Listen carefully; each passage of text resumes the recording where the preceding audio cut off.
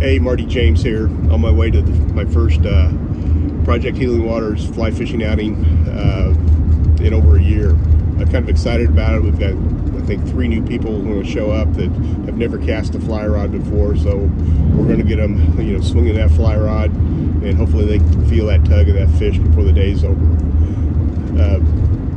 But what I want to talk to you about is really about HSAs and your health savings accounts. And these are a couple things that you may not know, and more than likely you are not aware of. So the first thing is that most of our HSAs, we do that through our employer. And, we have a family plan. So I could put in up to $7,200 for 2021 and get an income tax deduction for it.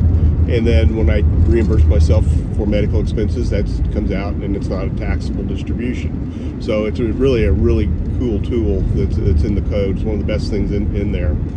The issue is we really have 2 different types of dependents now. We have an income tax dependent, which somebody we claim on our tax return, which typically are our kids. But there becomes a point in time when they're no longer a dependent. However, we have this other dependent now because of the Obamacare, through the ACA that says, hey, they can stay on our health insurance. They're 26 years old. Well, we may be thinking, okay, they're on my health insurance, so I can take a distribution out of my HSA to pay for their out-of-pocket expenses, and that's not true. So what happens is, if I do that, I'm subjecting myself to a penalty for a non-qualified distribution out of my HSA. Now, if I've already done that, there's some ways to fix it. But just be aware that once they're no longer on my dependent children, adult children, are no longer on my tax return, I can't take an HSA distribution. Now, the rules are a little bit different for divorced spouses and things, and that's a different topic. But so what do we do? So now I have a child who's on my health insurance, but they're not covered by my HSA.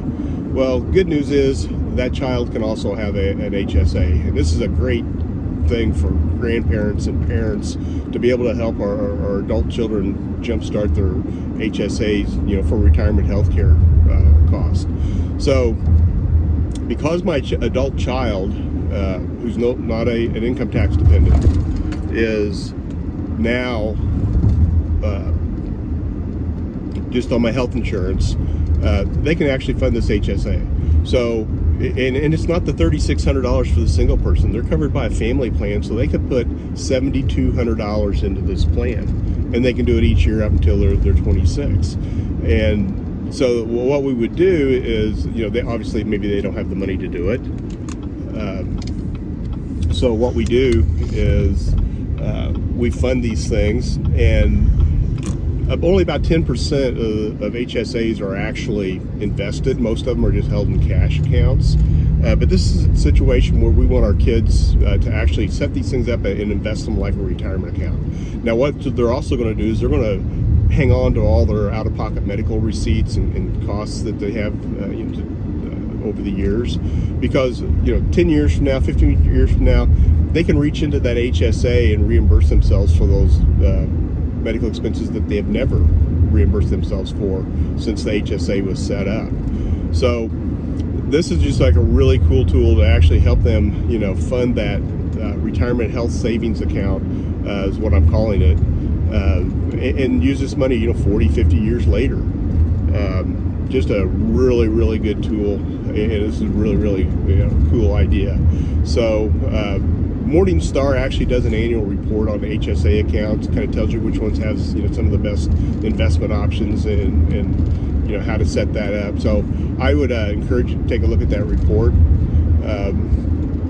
So if you have any questions on this and you think it might apply to you, reach out to us, give us a call. Be more than happy to help you get that set up.